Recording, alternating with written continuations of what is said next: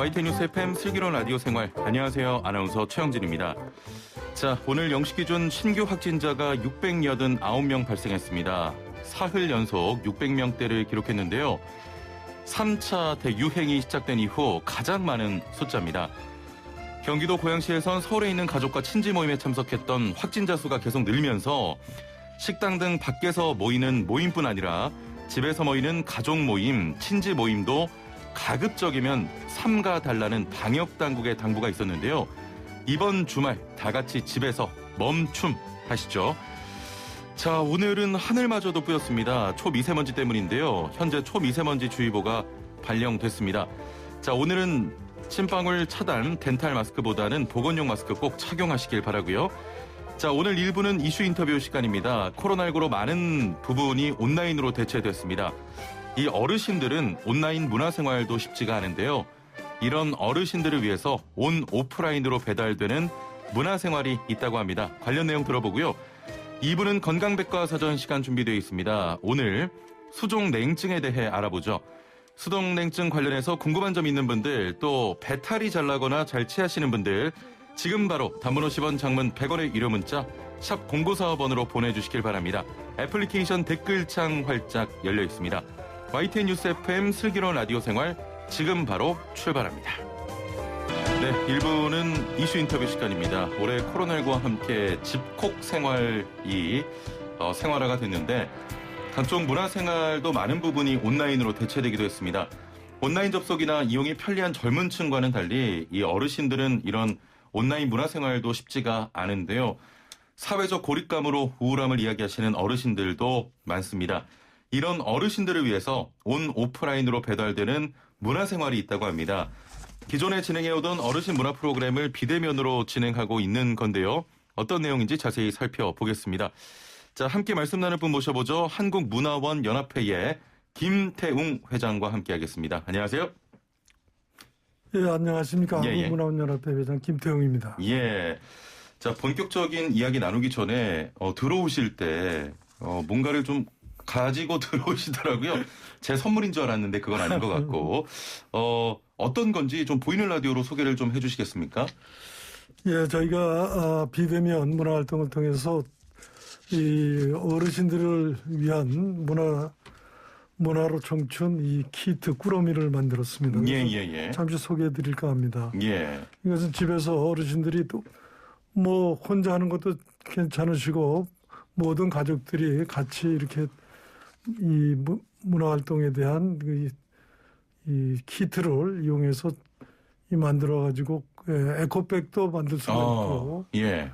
또한 이거 연말에 연화장 많이 보내실 텐데 예. 직접 만든 연화장을 갖다 이렇게 보내시면은 아주 재미있고 아주 친근한 연화장으로도 쓸 수 있게끔 그런 키트를 만들었습니다.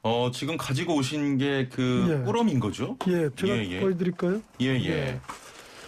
이 안에 이 꾸러미라 그러는데 일반적으로 키트라고도 많이 합니다. 지금 이 안에서 보면은 이게 친환경 소재를 이용한 저희가 에코백도 만들고 또 미나를 또 직접 채색을 해가지고 아주 재미있는 그런 그런 백과 또 아까 말씀드린 연화장도 만들 수 있고. 지금 이렇게 겁니다. 상자 안에 보기에는 굉장히 다양한 물품들이 들어있고요. 제가 좀 꺼내서 보내드릴까요? 이쁘네요.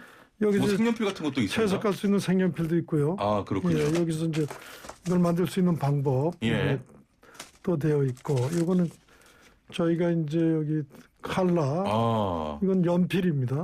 지금 카메라가 정면에 있으니까 카메라 조금만 향해서 보여주시면 되고. 이것은 이거 에코백이라는 게 이거를 만들어서 채색을 해서 아주 아름답고 재미있는 그런 백을 들고 다닐 수가 있고요. 백도 이쁘네요. 이것을 색칠할 수 있는 이 칼라펜이. 그게 다 들어있는 겁니까 그 안에? 이 안에 다 들어있습니다. 아니 제가 갖고 싶은데요. 이쪽 하나 드릴까요? 아닙니다. 자, 어르신들 분들을 위해서 선물로 좀 증정을 해 주시면 될 것 같고. 자, 좋습니다. 먼저 그 한국문화원 연합회 잘 모르는 분들도 많이 계실 것 같은데 이게 어떤 활동을 하는 곳입니까? 예, 한국문화원 연합회는 이 문화 체육관광부 산하 이 특수법인으로 범인으로 되어 있습니다. 예. 향토 문화를 보존하고 계승하고 또 발굴하고 이것을 발전시켜 나가는 그런 역할을 하고 전국에 한 230개의 지방문화원이 있습니다. 예. 알겠습니다. 자, 우리 향토 문화를 보존하고 널리 알리는 역할을 한다 이렇게 볼 수 있겠는데 그러면 우리가 오늘 이야기 나눌 어르신 문화 프로그램은 어떤 프로그램입니까? 예, 전국의 230개 문화원이 각각 지역에 맞는 이 향토 사료를 정리하고 또 이것을 또 개성하고 발전시켜 나가고 또 그 지역 주민을 위한 문화 프로그램을 개발하고요. 예. 지역마다 고유의 축제가 있습니다. 이 축제를 또 주관하기도 하고 또 여러 가지 이제 우리 지방문화원이라는 것은 이 말하자면 이 사람이 말초신경과 같이 문화의 일선에서 그 역할을 수행해 나가는 그런 일을 하는 곳이라고 보면 되겠습니다. 예. 자, 문화예술 활동이라면 구체적으로 어떤 활동을 하는 겁니까? 구체적으로 이제 우리가 문화원은 이 연령층이 아무래도 이 은퇴한 분들이 많고 60세 이상의 소위 우리가 말하는 어르신이라는 분들 사실은 어르신보다는 저는 그냥 이 하나의 선배 시민 정도가 좋지 않겠나 이런 생각을 하는데 하여간 이러한 그 나이 드신 분들이 이제 은퇴한 후에 문화생활을 여기가 돕기 위해서 다시 이제 문화로 맞이하는 청춘. 원래 우리가 제가 젊었을 때는 청년 문화라는 얘기를 많이 했었는데 우리가 이제 그것을 다 겪어온 우리 지금 세대에서는 다시 한번 청춘으로 좀 돌아가고 싶다. 그래서 이 문화를 통해서 한번 돌아가면 좋지 않겠나. 그래서 저희가 내건 표가 문화로 청춘 이런 것이 저희 활동이 되겠습니다. 문화로 청춘. 예. 아니 근데 그 요즘 젊은 친구들이 유튜브도 많이 하고 유튜브 많이 보잖아요. 이 어르신들이 직접 유튜브 콘텐츠 만든다면서요? 근데 원래 어르신들이 이제 그 동안에는 이 코로나19라는 이 사태 이전에는 어르신이라면은 뭔가 좀 소외받은 듯한 그러한 느낌이 들고 또 유튜브는 이 젊은 사람들이 하는 거로만 젊은 사람들의 전유물로만 생각이 들어서 그냥 어르신들이 뭐 유튜브를 한다 그러면은 뭔가 좀 이상하게 보고 또한 좀 그랬었는데 도리어 모든 문화 활동이 비대면으로 하다 보니까 어르신 문화 이 활동 이것도 비대면을 요새 많이 했습니다. 그러다 보니까 그동안 유튜브를 이용하거나 줌을 이용하거나 뭐 여러 가지 그 인터넷 매체들을 통해서 우리가 많은 문화 활동을 다시 비대면을 하다 보니까 다시 소위 말하는 어르신들이 관심을 갖게 되고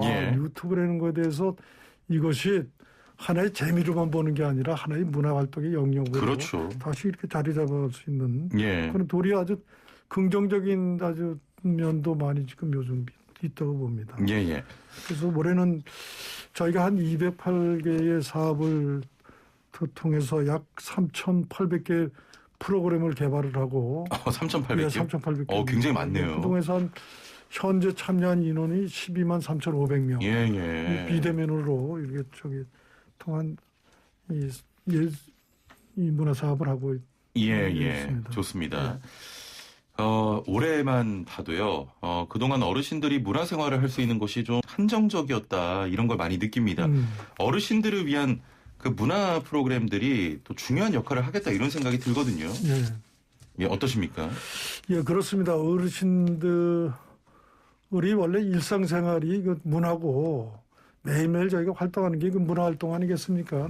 살아있는 게 있는 한 저희가 문화 활동을 하는데 어르신들이 그동안에 이런 이 활동을 하고 문화를 활동할 수 있는 공간이 좀 부족했었습니다. 그렇죠. 그래서 이제 이런 것을 우리 문화원에 나오시면은 동아리 활동도 할 수가 있고 문화 체험도 할 수 있고 많은 프로그램이 있기 때문에 예. 문화원에 와서 활동하시면은 아주 그런 그 일상이 아주 문화가 되고 문화가 일상이 되는 그런 활동을 할 수 있다고 봅니다. 제 그 외조부모님이 이제 연세가 90이신데 지금 코로나 때문에 밖에를 못 나가셔서 제가 이 유튜브를 좀 알려드렸어요. 심심할 때 좀 보시라고. 그런데 이게 뭐냐. 네. 많이 어려워하시더라고요. 혹시 어르신들 좀 이용에 불편함 없으십니까? 예, 어르신들이 의외로 유튜브나 예. 저희들이 이 SNS를 또 활용을 하고 예. 또 우리 스마트폰을 이 작동하는 방법을 의외로 잘 알고 있고. 아, 그러세요? 네, 그렇습니다. 그동안에 뭐 스마트폰 작성할 때 그동안 비대면 문화 이 프로그램이 좀 없었을 때는 그냥 일상적인 생활에 필요한 것만 그냥 이렇게 하고 또 좀 귀찮고 그러니까 이제는 젊은 사람들한테 이거 어떻게 하냐 이러면서 자꾸만 부탁을 했었는데 이제 문화활동을 하면서 자기가 직접 참여를 하다 보니까 본인이 유튜브를 영상을 직접 제작도 하고 거기에 또 이 동아리 활동에 직접 참여를 함으로써 도리어 이게 기계 작동도 막 하게 되고 머리도 쓰게 되고 그래서 아주 정신 건강에도 굉장히 좋고 치매 예방에도 좋겠네요. 치매 예방에 좋죠. 그래서 이제 예를 들어서 대표적으로 내가 사업하는 소개하려고 하는데 우리 경상남도 남해문화원에서 하는 그 경상도 사투리로 뭐라쿠네, 뭐라쿠 쌌네, 뭐 이런 그 나이 드신 분들이 그 영상 이 동아리가 있는데 지금 보면은 굉장히 재밌어요. 그게 뭐 요새 유튜브가 많이 개발되어 있지 않습니까? 범 내려온다 하면서 아주 재미있게 한 영상들이 있는데 이것을 하는 분들이 그렇게 어떤 때는 또 걸음걸이도 좀 우둔해 보이시고 그런 분들이 이런 문화활동이나 동아리 활동 이런 걸 할 때 보면은 그냥 몸이 막 날아다녀요. 막 범 내려온다고 해서 막 범을 피해서 막 그냥 막 피해가는 그 모습 그렇게 빠를 수가 없고 그분들이 나중에 가면을 벗고 이렇게 봤을 때는 다 이거 어떤 때는 뭐 80이 넘는 분도 있고 거의 90이 다 된 분들도 있는데 그분들이 아주 몸이 날렵하고 이래서 이 문화활동을 통해서 이렇게 젊어질 수 있겠구나. 즐거우신가 봐요. 하시면서도. 즐겁죠. 자, 참고로 우리나라 유튜브 이용 인구가 1위가 10대고 또 그 다음이 50대 이상 좀 노년층이라는 통계도 있습니다. 그렇습니다. 아니 지난해까지는 지역 문화원 등과 함께 현장에서 진행하는 부분이 많았잖아요, 사실. 그렇습니다. 올해는 코로나19로 사회적 거리두기가 좀 계속되면서 현장 진행은 좀 어렵지 않습니까? 그래서 문화활동이 도리어 문화활동이 위축이 되지 않나 그렇게 걱정을 했었는데 코로나가 장기화되다 보니까 역시 그런 게 다른 또 부정적인 측면만 있는 것이 아니라 아주 긍정적인 측면도 있다고 봐요. 이게 코로나가 오래 지속되니까 새로운 문화의 영역을 개발을 하고 새로운 문화의 장르가 개발이 된 게 유튜브를 통한 아까 소개드린 남해문화원 같은 범내려 오네 뭐 또 뭐라카네 뭐라쿠 쌌네 하는 그 지역 사투리 그 요즘은 이 지역이 일일 생활권이 됨으로써 지역의 그 사투리들이 또 많이 없어지는데 사투리도 우리나라의 대표적인 그 고장의 특색이 될 수가 있고 문화라고 볼 수가 있는데 이런 것을 아주 강한 남도 사투리를 통해서 하다 보니까 이게 새로운 문화 영역이 자꾸만 개발이 되고 지역에 대한 자부심 이런 것도 더 고치가 되고 그리고 또 젊은 사람들과 그거를 통해서 소통도 어이고 우리 할머니 할아버지 이런 분들이 이렇게 재밌는 이 영상을 유튜브를 만들단 말이야. 그럼요. 그러면서 도리어 이 노인은 그동안에 뭐 연금층이다, 틀딱층이다, 뭐 꼰대다 이래가지고 아주 비하하는 말이 많이 좀 있었는데 일부가 아니라 그게 한 8% 정도 젊은 사람들이 그런 용어들을 많이 사용을 한다 그래요. 근데 이런 분들이 이런 걸 할 수 있단 말이에요. 그래서 아주 새로운 문화의 장르와 영역이 넓어지는 것 같아서 아주 새로운 긍정적인 측면도 있는 것 같습니다. 그렇습니다. 이게 한국문화원 연합회와 또 회장님의 또 노력이고 앞으로 더 열심히 해주셔야 됩니다. 자, 코로나19 이제 백신 뭐 도입도 얘기가 되고 있는데 내년에도 어느 정도는 계속될 전망입니다. 그 문화로 청춘, 어르신 문화 프로그램은 내년에도 사실 좀 비대면 위주로 진행돼야 될 것 같은데 준비 어떻게 하고 계십니까? 예, 내년에는 일단 뭐 백신이 개발이 되고 뭐 저는 아주 희망적으로 봅니다. 예, 저희가 이 대면으로 하는 것은 뭐 그냥 원래 문화로 이제 저희가 해왔던 거기 때문에 그냥 그대로 계속 하고 이왕 개발된 이 비대면 이 영상을 통한 또 이 유튜브를 통한 또 줌을 통해서도 하고 뭐 여러 가지 그런 개발될 수 있는 게 굉장히 많다고 봅니다. 예. 같이 비대면과 대면 문화 활동을 계속 병행해 나가면은 더 좋은 문화 활동을 좀 할 수 있지 않겠는가. 저희로서는 문화의 이게 활동 영역이 좀 늘어났다고 봅니다. 예, 그럼요. 자, 마지막으로 문화로 청춘에 대해서 또 문화로 청춘을 이용하시는 어르신들 한 말씀 부탁드리겠습니다. 예, 이제는 저는 원래 어르신이라는 용어보다는 이제는 이 좀 젊은 옛날에 우리가 뭐 실버 뭐 세대라 그런 말도 쓰고 또 존경하는 뜻에서 이제 어르신이라는 말도 많이 썼는데 그러다 보니까 자칫 어르신이라는 게 너무 이게 좀 대접을 좀 받고자 하는 그런 또 의미가 있고 또 대접을 해달라는 존경을 해달라는 그런 강요적인 또 의미도 좀 있는 것 같아서 이제는 저희가 인재 은퇴 후에 그 문화 활동이나 나머지 살아가야 될 그 시간이 많은 분들 입장에서 보면은 저희들이 도리어 이 적극적으로 좀 사회에 좀 참여하고 싶다. 그래서 어르신보다는 좀 선배 시민, 내가 시민이다. 근데 좀 선배로서 이 후배들 잘 이끌어가고 아직은 내가 뭐 대접을 안 해줘도 좋으니까 내가 적극적으로 참여하겠다. 같이 가자. 그런 뜻에서 저는 어르신보다는 좀 선배 시민, 또 영어로 뭐 그런 용어도 있다 그래요. 올드 시대인데 좀 젊은 영 올드 시대로 좀 살아갈 수 있게끔 우리 나이 든 세대에서 아주 좀 더 열심히 적극적으로 이 문화 활동에 좀 참여를 해주시고 그러다 보면 요즘 일자리도 많이 문제가 되어 있는데 이 앞으로는 문화가 굉장히 중요할 것 같아요. 문화를 통해서 일자리도 좀 개발을 하고 이제 나는 이제 뭐 그동안 젊었을 때 일을 많이 하고 열심히 했으니까 이제는 뭐 그냥 쉰다 그런 게보다는 지금도 문화를 통해서 일자리를 좀 창출해 나가고 좀 일을 할 수 있는 계속 할 수 있도록 그러한 소위 지금 말하는 어르신들한테 좀 부탁을 좀 드리고 싶고요. 또 젊은 분들도 이제는 어르신들 또 나이 드신 분들과 서로 이렇게 이제는 소통을 많이 해야 된다고 봐요. 우리가 젊었을 때 뭐 청년 문화라 그래가지고 통기타를 치고 우리 청바지를 입고 한 세대가 지금 어느덧 그 그렇죠. 기성세대를 지나서 우리 세대가 됐는데 이제 도리어 우리 그 밑바탕이 돼서 우리나라 케이팝이 이렇게 뭐 발전이 되고 아이돌 그룹이 생기고 전 세계적으로 우리 한류가 전 세계 문화를 선도해가고 있는데 요즘 또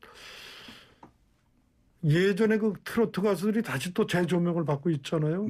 젊은 사람들이 다시 또 트로트 가수 전통가요를 또 좋아하고. 그렇습니다. 그래서 돌고 돌죠. 돌고 세대 간의 소통, 어르신과 뭐 젊은 청년들과의 벽이 허물어지는 그런 세대에 살고 있다고 봅니다. 그러니까 회장님이 더 노력해 주셔야 돼요. 뭐 기회가 되면 열심히 하도록 하겠습니다. 자, 지금 이 방송 듣고 한 애청자분 5090번님이 머라쿨의 TV 남해 문화원에서 운영 중인 프로그램 같은데 캡처 해서 구독했다고 예. 이렇게 또 인증사진 보내주셨습니다. 그렇습니까? 예. 예. 자, 젊은 층도 네. 더 많은 관심을 갖고 또 네네. 이용하시는 우리 네. 그 노년층 분들도 더 활기차게 활동할 네. 수 있도록 앞으로 많은 또 노력을 기울여 주시길 바랍니다. 네. 예. 정부나 이 언론에서도 더 많은 관심을 갖고 지원해 주셨으면 합니다. 알겠습니다. 자, 오늘 말씀은 여기까지 듣겠습니다. 감사합니다. 예, 고맙습니다. 예. 지금까지 한국문화원 연합회 김태웅 회장과 함께했습니다. 네, 슬기로운 생활을 위한 생활백서 매주 금요일은 나의 노후를 든든히 지켜줄 국민연금에 대해 알아봅니다.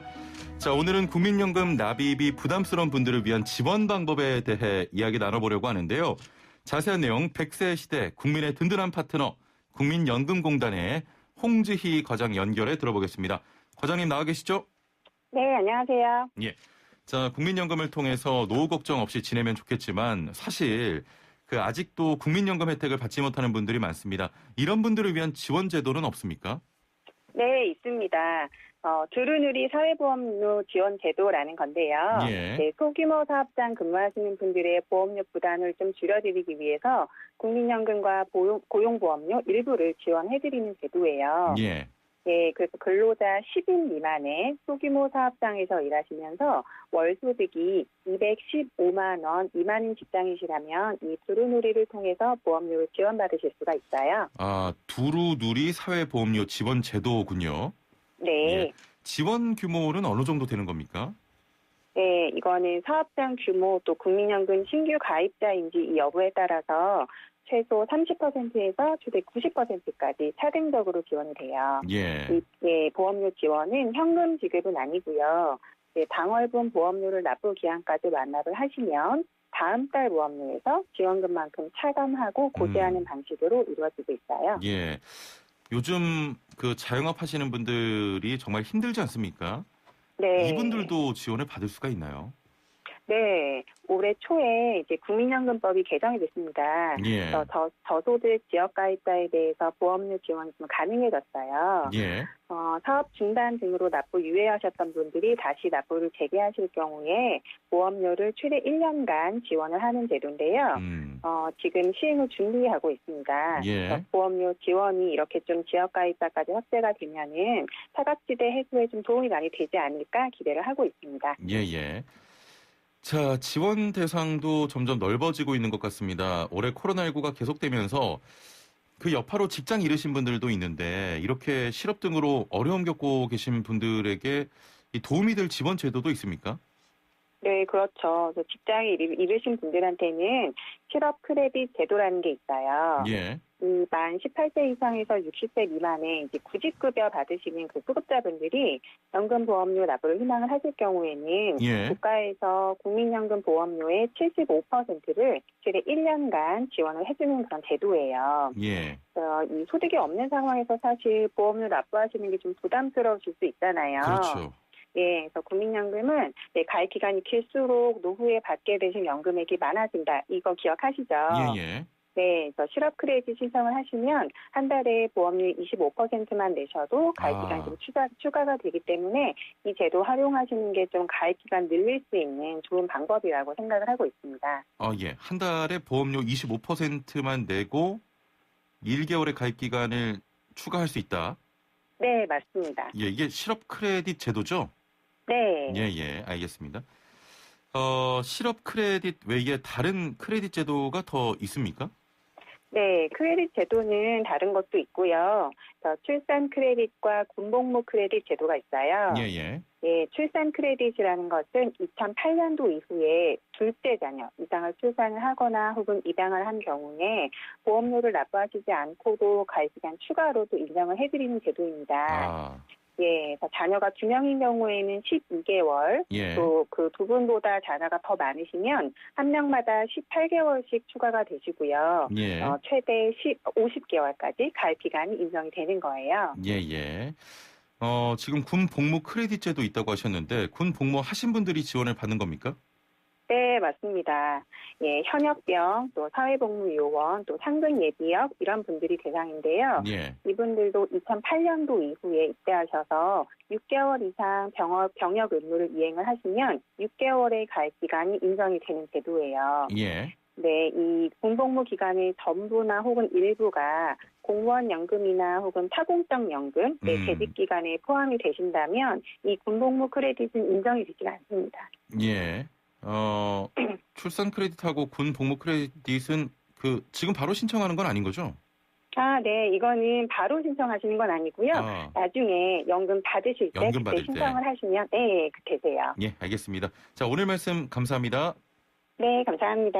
네, 지금까지 100세 시대 국민의 든든한 파트너 국민연금공단의 홍지희 과장과 함께했습니다. 네, 2부는 생활에 도움이 되는 숫자 뉴스로 시작합니다.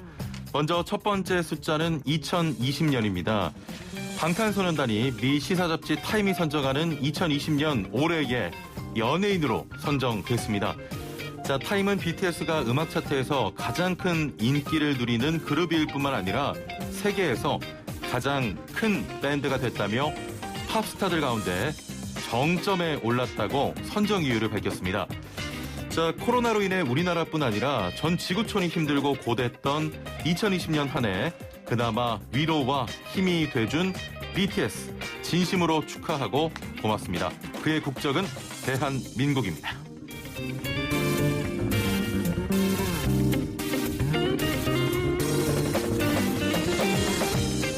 네, 두 번째 숫자는 2050년엔 0입니다. 2050년이면 지금부터 딱 30년 뒤군요. 자, 문재인 대통령이 2050년엔 이산화탄소를 배출한 만큼 흡수해 실질적인 배출량을 0으로 만든다는 탄소 중립을 이뤄야 한다고 선언했습니다.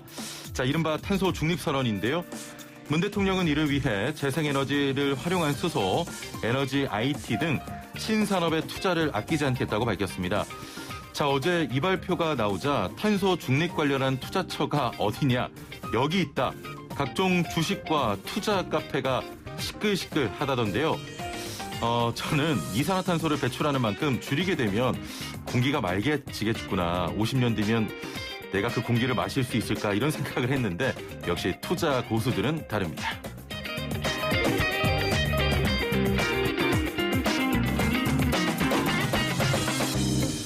네, 마지막 숫자는 3,800만 말입니다. 이달 들어 국내 농가에서 고병원성 조류 인플루엔자 AI가 연이어 발생하는 등 전국적인 확산 조짐이 나타나고 있어 걱정입니다.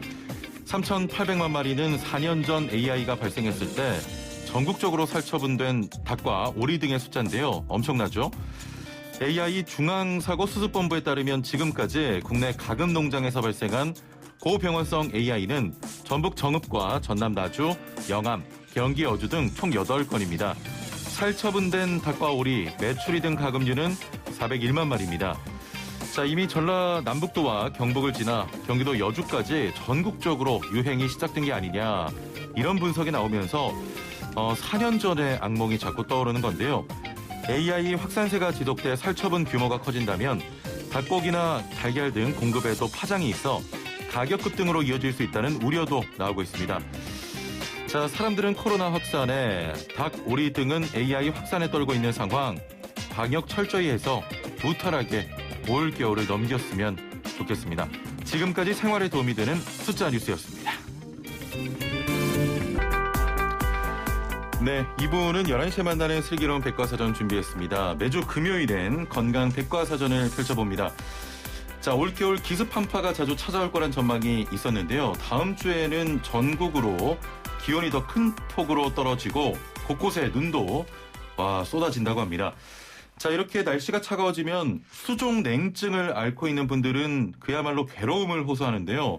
이름은 수족 냉증인데 심한 경우에는 무릎이나 배, 허리 등등 곳곳이 시린 상황을 맞이하게 됩니다.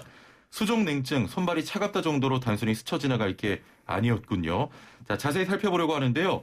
방송 들으시면서 오늘의 주제 이외에도 수족 냉증 때문에 고생하셨던 분들 또는 그 정도는 아닌데 몸이 차가워서 음식을 먹어도 좀 잘 체한다거나 잦은 배탈로 고민이셨던 분들, 자, 궁금한 점 또 고민인 분들 지금 바로 서둘러서 문자 보내주시길 바랍니다. 단문 50원, 장문 100원의 유료 문자 샵 0945번으로 보내주시거나 YTN 라디오 유튜브와 애플리케이션 댓글창도 여러분을 기다리고 있습니다. 자, 그럼 함께 말씀 나눌 분 모셔보죠.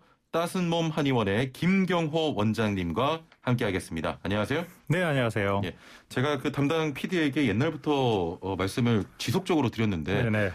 좀 몸짱 좀 그만 데려와라. 와, 한의사신데. 네네. 몸이 왜 이렇게 좋으세요? 네, 운동 워낙 좋아해서 예. 머슬매니아 대회도 한 5년째 나가고 있고요. 아, 또 그래요? 팔씨름 국가대표이기 때문에 팔씨름이요? 네네. 팔씨름도 국가대표라 열심히 운동하고 있습니다. 예, 이거 뭐 진행자 기죽이는 거지 이거는. 어떻게 운동 요즘은 잘 못하시겠네요, 그래도. 아, 그렇죠. 코로나19 때문에 예. 운동할 수 있는 조건들이 많이 없어져가지고 좀 예. 힘든 상황이긴 합니다. 그래도 밖에서라도 예. 뛰면서 운동하려고 노력하고 있습니다. 지금 담당 PD가 밖에서 저를 놀리는 건지 팔씨름 한번 하라고 하는데 안 할 거예요. 자, 지금 본격적인 이제 추위가 찾아온다고 합니다. 원장님은 좀 손발이 따뜻한 편이세요? 네, 저는 운동을 하다 보니까 좀 많이 따뜻한 편이고요. 예. 예전에는 정말 겨울에도 반팔을 입고 다닐 정도로 따뜻했는데 예. 저도 나이가 들다 보니까 조금씩 추위에 민감해지는 것 같습니다. 예. 저 같은 경우는요. 손발은 너무 뜨거워요. 근데 배가 차갑습니다. 네네. 이런 사람들도 많습니까? 네, 많습니다. 배만 차신 분들도 계시고요. 예. 특정 부위만 이렇게 다 차가움을 느끼신 분들이 많습니다. 예. 흔히들 손발이 차가우면 수족냉증이야 라고 묻곤 하는데 이게 정확하게 뭡니까 이게?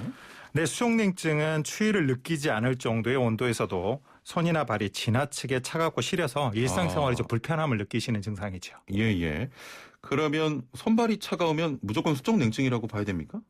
그렇지는 않습니다. 손발이 차갑다고 해서 무조건 수족냉증이라고 볼 수는 없고요. 예. 일반적으로 추운 곳에 있다 보면 손발이 차가워지는 건 생리적 반응이라고 볼 수 있고요.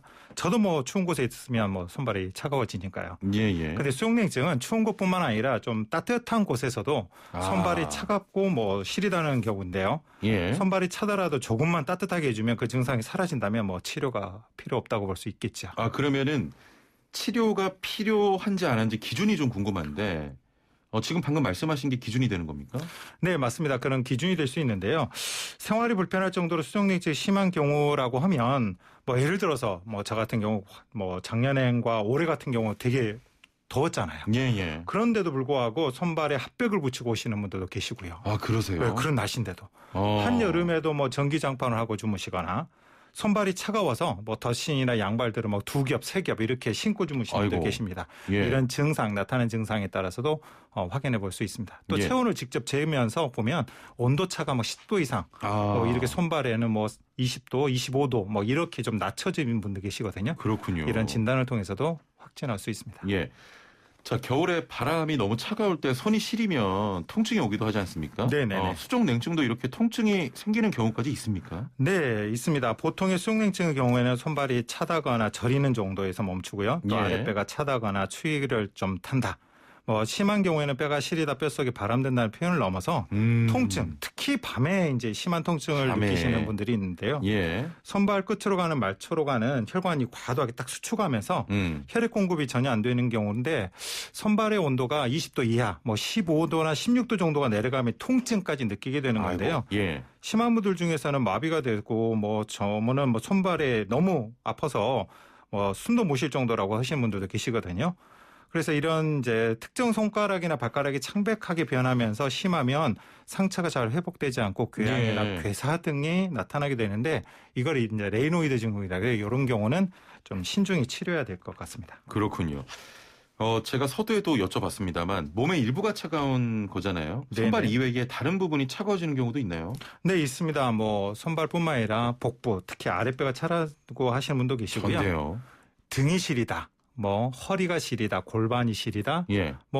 무릎이나 발목, 발등, 발가락만 딱 그런 특정 부위만 시리다고 하시는 분들 계시고요. 시리다는 표현이 차갑다 이런 우리가 느낌입니까? 피부 같은 경우는 차갑다는 표현을 많이 쓰고요. 예. 뼈속이 시리다고 그래서 뼈속까지 이제 시린 감을 느낄 때는 우리가 시리다는 표현을 많이 쓰게 되죠. 예. 머리도 시리다는 분도 계시고요. 그렇군요. 한쪽 팔다리만 또 시리다는 분도 계십니다. 그렇게 국소적으로 이렇게 시린 분들이 계시는군요. 네네, 있습니다. 그러면 수족냉증은 이게 왜 생기는 겁니까? 원인들이 되게 다양한데요. 기본적으로는 체온이 낮은 저체온 환자분들에게 좀 많이 나타나고요. 예. 또 체질적으로도 냉한 분들도 있으십니다. 음. 크게 두 가지 원인으로 나눠볼 수 있는데요. 또 우리가 어찌할 수 없는 게 있어요. 특히 뭐 우리가 뭐 나이가 들면서 40대나 50대 이후가 되면 혈액순환 장애가 생길 수 있잖아요. 그런 분들에게 나이가 들어서 이렇게 올 수도 있고요. 또 엄마가 뭐 수족냉증의 경우에 자녀가 수족냉증의 경우가 굉장히 많거든요. 유전이 되는 거예요? 네, 그렇게 유전적인 영향도 있고요. 또 체질적으로도 뭐 소음인들에게 좀 더 많이 나타나는 그런 체질적인 원인도 있습니다. 아, 그렇군요. 근데 이거 외에도 우리가 보통 이제 좀 우리가 좀 조절할 수 있는 생활 습관이 이제 좀 있는데요.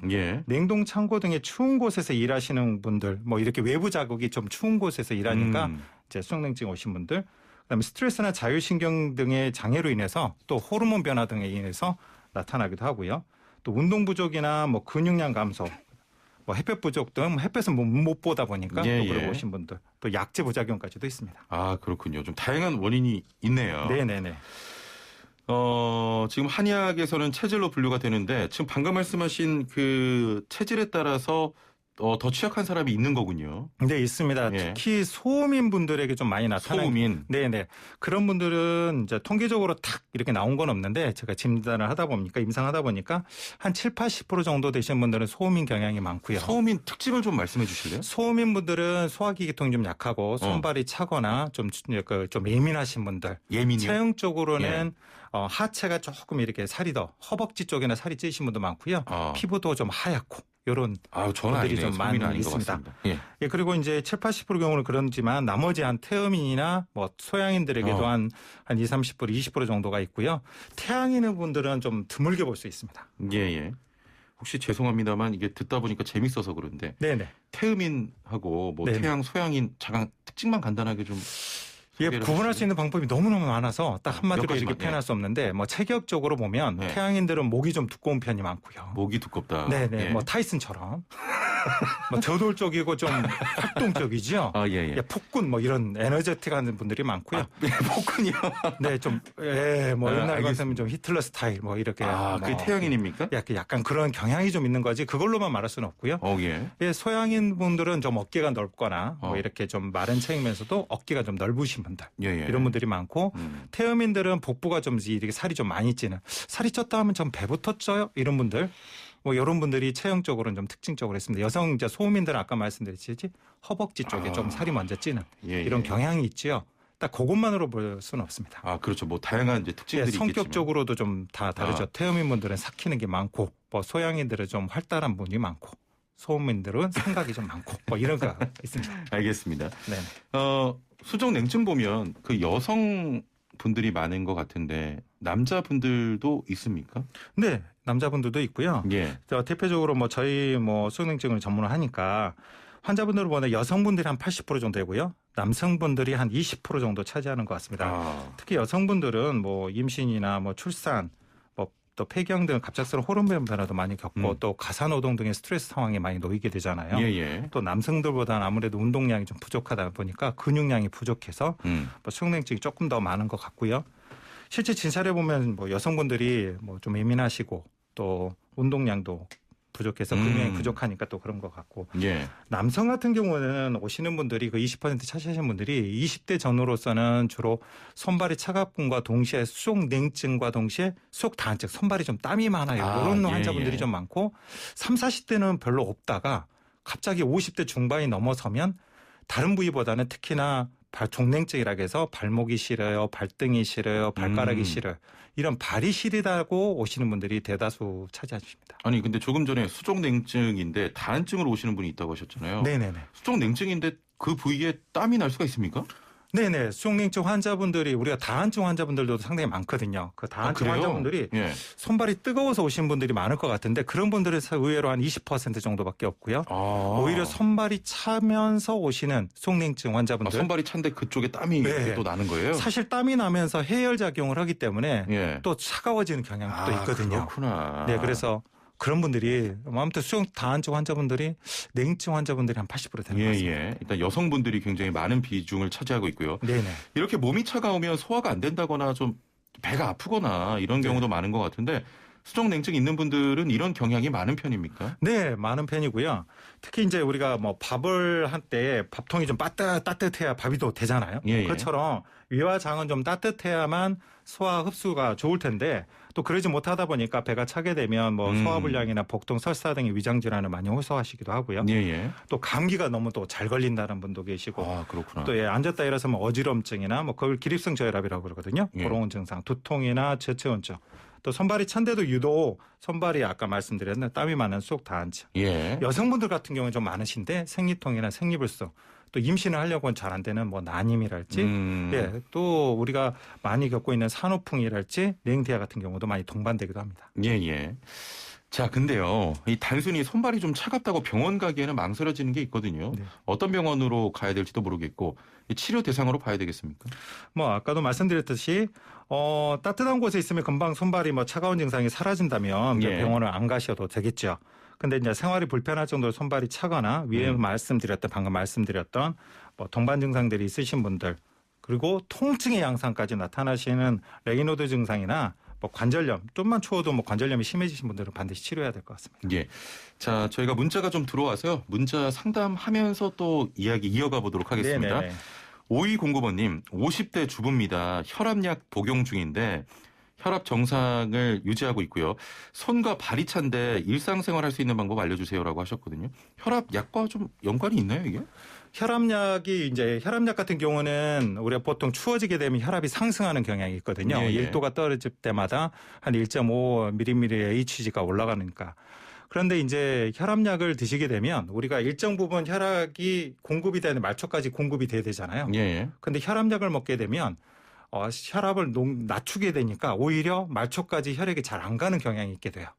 오히려 가야 되는데. 예. 그래서 이제 수족냉증이 좀 오실 수도 있죠. 혈압약을 드시게 되면. 아, 그래요? 그러면 이런 경우에는 치료를 해야 되는 겁니까? 예, 치료를 해서 예. 이제 그 혈압약의 복용 정도하고 이제 같이 참조해서 하게 되면 혈압약도 줄이게 되거나 끊게 되는 경향도 있기 때문에 예. 같이 치료를 하게 됩니다. 알겠습니다. 5119번님, 안녕하세요. 26살 우리 딸은 겨울만 되면 발등이 얼음이 됩니다. 발등 속은 물론 아프지만 발등이 양말을 신어도 핫팩을 올려둬도 증상이 계속됩니다. 대학병원에서 신경이 이상이 있나 해서 검사도 해봤지만 냉증은 안 없어지고 있습니다. 치료 방법이 있을까요? 하셨거든요. 네네. 특정 부위가 아까도 말씀드렸듯이 시리다고 하신 분들은 그쪽으로 가는 혈관이 과도하게 수축하게 되죠. 예. 정확한 과학적으로는 밝혀지지 않았지만 다양한 이유들로 인해서 또 혈관이 너무 과도하게 수축하게 되니까 그 특정 부위만 이제 냉증을 느끼게 되는데, 이제 발등만 시리다는 분들은 발등으로 가게 된 혈관이 굉장히 좁아지게 되거든요. 그러면서 발등으로 혈류순환이 안 되는데 대부분을 보면 그 부위를 다용적으로 좀 많이 사용하신 분들이 좀 많아요. 예를 들어서 발목을 과도하게 뭐 다쳤거나 아니면 발목을 많이 썼던 분들, 이런 분들이 좀 많은 경향이 있지만 그거는 정확한 진단을 통해서 치료를 해야 되는데 특정 부위만 차다는 것은 사실 쉽지만 않은 증상입니다. 왜냐하면 그쪽 부위의 혈관만 좁아져 있기 때문에 그렇죠.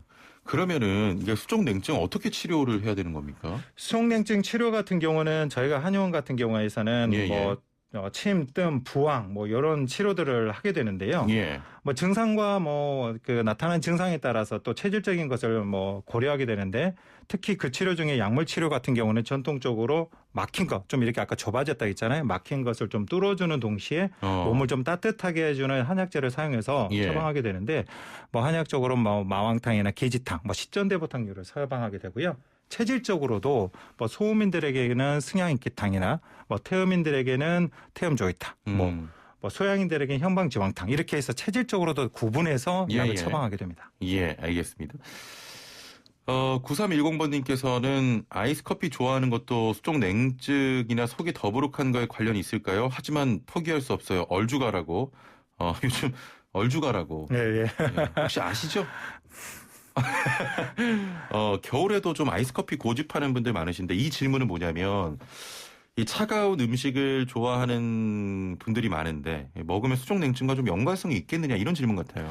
수족냉증 환자분들은 겪고 계신 분들이 찬 걸 먹으면 너무 고통스러워하세요. 사실 실질적으로 그렇고 또 찬 음식이 아무래도 몸을 전체적으로 심부온도 중에 이 심부온도라고 하거든요. 중심온도. 그걸 낮추기 때문에 당연히 좋지는 않은데 뭐 아이스 커피를 굳이 먹어야겠다 싶으면 저는 이제 권하는 방법이 입안에 좀 머물렀다가 그냥 벌컥벌컥 드시지 말고 안에는 좀 식혀서 입안에서 좀 기다렸다가 삼키는. 그러니까 커피를 좀 음미하듯이 드시라는 방법이 첫째 있고요. 입안에서 좀 따뜻해지시면 넘기는 그런 방법. 또 두 번째는 시나몬을 좀 같이 이렇게 병용하시는 방법도 있습니다. 시나몬이요? 예, 우리가 보통 육개라고도 하는데 시나몬 같은 경우는 좀 단맛이 나거든요. 그걸 같이 하면 시나몬이 뭐 또 몸을 따뜻하게 하는 효과가 있어요. 아, 그렇습니까? 시나몬을 같이 해서 드시는 방법도 있습니다. 알겠습니다. 자, 여러분 고민과 건강 상담을 받고 있습니다. 단문 50원, 장문 100원의 유료 문자 샵 0945번으로 배가 너무 차요. 수족냉증 때문에 힘들어요 하시는 분들 지금 바로 서둘러 주시길 바랍니다. 바로바로 상담을 해드리겠습니다. 그 일상생활 속에 좀 실천할 수 있는 방법, 관리법도 궁금한데 수면 양말 같은 거 신는 건 도움이 됩니까? 네, 수면 양말 뭐 수족냉증 환자분들이 첫째 신경 써야 될 게 보온인데요. 그 점에서 보면 뭐 수면 양말을 신는 것이 도움이 됩니다. 양말 안 하시더라도 발가락 양말을 먼저 신고요. 수면 양말 신으면 좀 더 도움이 되고요. 환자분들을 상담하다 보면 되게 세심하면서 생각도 많고 운동이 부족한 근육량이 감소된 경우가 정말 많다고 아까 말씀드렸잖아요. 그래서 첫째는 좀 생각을 좀 내려놓으시고 또 바로바로 행동으로 옮기면서 스트레스를 좀 벗어나시면 좋고요. 둘째로는 계단 오르기나 가벼운 조깅을 통해서 하루에 30분 이상 첫째는 숨이 좀 차면 좋고요. 그다음에 땀이 날 정도의 운동을 해주셔서 혈액순환을 높여주고 근육량도 늘려주시면 너무너무 좋고 또 꼭 우리가 보통 아랫배나 손발만 좀 보온에 신경 써주시는데 등까지도 같이 따뜻하게 해주시면 좋았습니다. 우리가 등도요? 우리가 몸을 좀 따뜻하게 해주는 군데가 세 군데인데요. 등, 그다음에 아랫배, 다리 이 세 군데는 반드시 따뜻하게 해주고요. 좀 시원하게 해줘도 되는 데가 머리. 그리고 가슴 여기 두 부위는 좀 시원하게 해줘도 됩니다. 그래서 옷을 입을 때도 상체는 좀 가볍게 입으시는 게 좋지만 등만 좀 따뜻하게 해주시고요. 하체는 좀 두툼하게 입어주시면 좋습니다. 이거는 좀 기억하시면 좋을 것 같아요. 일단 등, 아랫배, 다리는 따뜻한 게 좋고 머리와 가슴은 조금 시원한 게 좋다. 이런 말씀이었습니다. 6323번님. 저도 겨울만 되면 이불 덮고 누워도 발이 너무 차서 제발 온도에 깜짝 놀라서 깨는 경우가 많아요. 친정 어머니가 대추랑 등등을 달여서 보내주셨는데 수족 냉증을 없애주는 음식들 좀 알려주세요 하셨거든요. 네네네. 이게 아까도 말씀드렸듯이 나타나는 증상들이 굉장히 다양하세요. 수족 냉증만 갖고 오시지 않아서 그래서 그 증상과 체질에 따라서 이제 관리가 좀 필요한데요. 우리가 보통 아까 방금도 대추를 드신다 그랬는데 뭐 대추나 생강, 뭐 육개 뭐 이런 것들은 계피 이런 것들은 평소에 좀 드셔주면 좋고요. 또 소화기 장애가 있으신 분들은 뭐 인삼을 좀 같이 병행하시는 것도 좋고 그다음에 감기 기운이나 비뇨기가 좀 안 좋으신 분들은 팥뿌리 같은 경우도 같이 넣어서 이렇게 차처럼 우리가 파 같은 경우도 요리하실 때 수염뿌리 있지 않았습니까? 그 수염하고 하얀 부위 한 2cm 정도 잘라서 냉동실에 넣어놨다가 수시로 차처럼 복용하면 또 좋고요. 또 여성분들 중에 생리통이나 생리불순 있으신 분들은 이제 쑥차 요걸도 같이 드시면 좋습니다. 그리고 우리가 요리할 때 뭐 마늘이나 양파 그리고 우리가 향신료들이라고 말하는 조미료 특히 향신료들이 있거든요.